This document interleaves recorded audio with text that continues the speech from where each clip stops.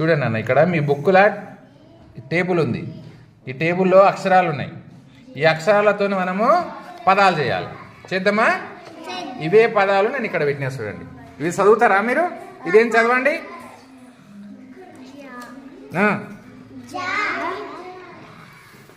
ఇది చదవండి.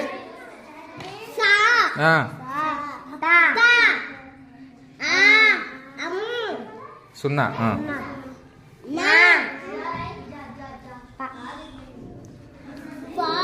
గుడ్. ఈ పదాలతోనే మనం చేయాలి. ఒకటి నేను చెప్తా చూడండి. జత. చూడండి, జత. రా, అరా. నా, స, నస.